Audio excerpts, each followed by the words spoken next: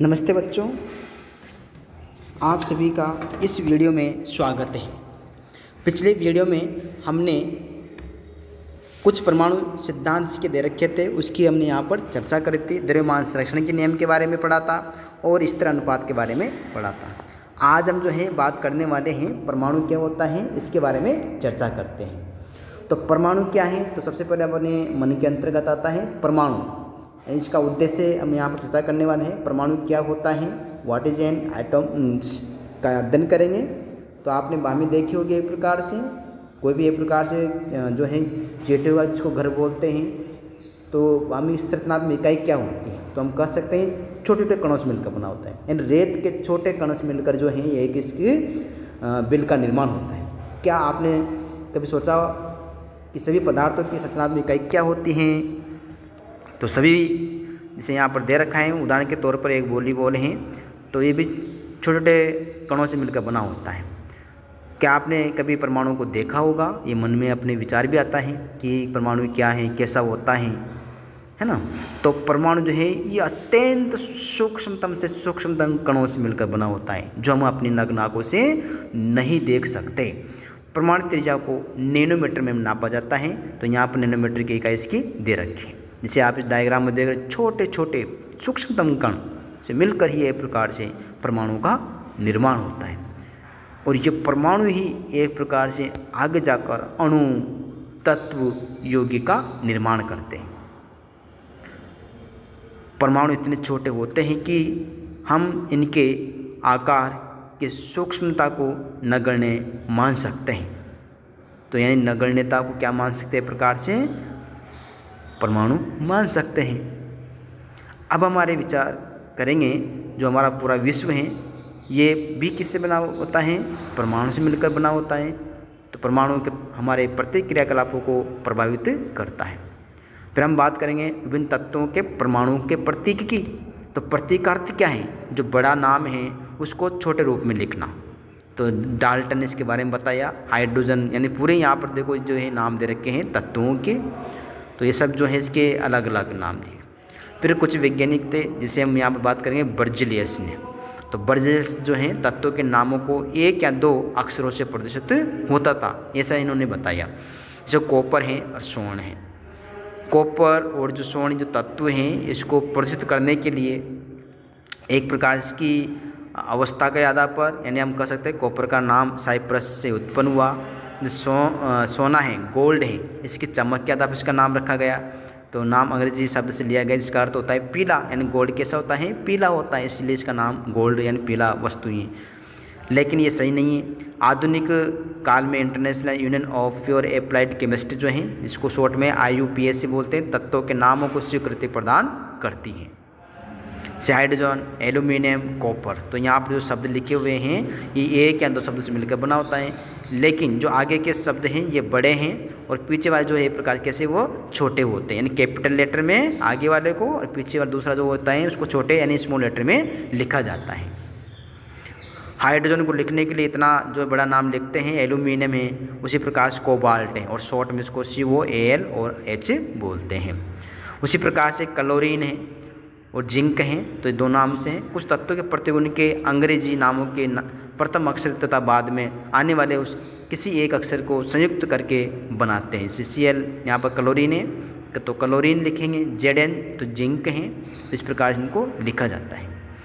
कुछ ऐसे तत्व भी हैं जिनके प्रतीकों को लैटिन, जर्मन या ग्रीक भाषा में उनके नामों से बनाया गया है। तो कुछ ऐसे शब्द भी हैं जो उसके लैटिन, जर्मन, जैसे लोहा की हम बात करेंगे तो इसको आयरन, लेकिन ये जो है उसके लैटिन नाम फेरम से उत्पन्न किया गया है, यानी फेरस इसको उत्पन्न किया गया है। सोडियम है, इसकी हम बात करते हैं। पोटेशियम है, जिसके यहाँ पर लैटिन नाम इसके दे रखे हैं, जिसे नेट्रियम एवं कैलियम से उत्पन्न हुए हैं। तो नेट्रियम और कैलियम से सोडियम पोटेशियम का उत्पन्न हुआ है। कुछ तत्वों के प्रतीक यहाँ पर दे रखे हैं, इस टेबल में आप देख सकते हैं, है ना। तो इस प्रकार से कुछ प्रतीक हैं, तत्वों के नाम भी हैं, तो हम कह सकते हैं जिसका जो नाम है वो इसमें दे नहीं रखा, लेकिन कुछ लैटिन नाम यहाँ पर है। अब हम बात करेंगे एटॉमिक मास यानी परमाणु द्रव्यमान क्या होता है। तो द्रव्यमान को हम कह सकते हैं जो भी मतलब परमाणु हैं कोई भी, तो प्रत्येक तत्व या एक अभिलाषण जो परमाणु द्रव्यमान होता है एटॉमिक मास होता है। द्रव्यमान का मतलब उसका कोई वजन, कोई भार उसका पाया जाता है। तो ये अलग अलग वैज्ञानिकों ने यहाँ पर डाल्टन ने, बर्जलियस ने परमाणु तत्वों के बारे में स्पष्ट किया। तो परमाणु के द्रव्यमान को ज्ञात करने के लिए रासायनिक संयोजन के नियमों के उपयोग एवं उत्पन्न यौगिकों के द्वारा सापेक्ष द्रव्यमानों को ज्ञात किया गया है। उदाहरण के माध्यम से समझते हैं हम यहाँ पर इसको कि जो द्रव्यमान है कैसे, जैसे कार्बन मोनोऑक्साइड है तो 2 परमाणु से मिलकर बना है, कार्बन और ऑक्सीजन से तो कार्बन मोनोऑक्साइड बना है। तो कार्बन 3 ग्राम है, ऑक्सीजन यहाँ पर जो है कितने ग्राम का, 4 ग्राम का। टोटल अगर इसकी हम बात करें तो यहाँ पर 7 ग्राम। तो कार्बन मोनोऑक्साइड यानी दोनों मिलकर एक प्रकार से ये इसने बात है। कार्बन अपने 4/3 गुना अधिक द्रव्यमान वाले ऑक्सीजन के साथ संयुक्त होता है, यानी इसके साथ ये अभिक्रिया करता है और ये कार्बन मोनोऑक्साइड। कार्बन जो है परमाणु द्रव्यमान की इकाई जो हैं वो एक प्रकार से क्या होते हैं, यानी परमाणु द्रव्यमान की इकाई बराबर कार्बन परमाणु के द्रव्यमान दोनों की समान होते हैं। कार्बन जो है यहाँ पर इसका द्रव्यमान को प्रदर्शित करने के लिए 1.0 म्यू के माध्यम से दर्शाते हैं। ये ऑक्सीजन का 1.33 म्यू के माध्यम से दर्शाते हैं। अब यहाँ पर जो है ये पीछे इसका प्रतीक दे रखा है, यानी यू की तरह है, तो इसको यूनिफाइड द्रव्यमान कहा जाता है। यानी द्रव्यमान को पूर्णांक या लगभग पूर्णांक में व्यक्त करना अधिक सुविधाजनक होता है। आगे चलकर वैज्ञानिकों ने परमाणु द्रव्यमानों की भिन्न भिन्न इकाइयों की शोध की थी, यानी इसको जो है यहाँ पर अलग अलग विज्ञान इसके बारे में बताया। प्रकृतिजन्य ऑक्सीजन के परमाणु द्रव्यमान के 1/16 भाग को इकाई के रूप में लिया जाता है, यानी ऑक्सीजन है परमाणु द्रव्यमान के आधार पर इसको 1/16 के रूप में इसको प्रदर्शित करते हैं। दूसरे हम यहाँ पर देखते हैं ऑक्सीजन अनेक तत्वों के साथ अभिक्रिया करके यौगिक बनाता है। दूसरा हम देखते हैं यहाँ पर इस परमाणु द्रव्यमान इकाइयों द्वारा अधिकांश तत्वों के परमाणु द्रव्यमान पूर्णांक में प्राप्त होते हैं। अगर पूर्णांक नहीं तो उसको पूर्णांक में ही एक प्रकार से लिखा जाता है। इसे यहाँ पर अलग अलग सत्र के हम यहाँ पर इसमें चर्चा करते हैं। 1961 की में बात करेंगे परमाणु द्रव्यमान इकाई के रूप में। कार्बन समस्थानिक जो हैं इसके बारे में बताया, समस्थानिक समबारिक जो होते हैं, तो कार्बन 12 को समस्थानिक यानी आइसोटोप के रूप में इसको लिखा गया है। उदाहरण के माध्यम से वो समझते हैं कि जो है इस कार्बन 12 को किस प्रकार से उदाहरण के द्वारा इसको समझ सकते हैं, समझा सकते हैं।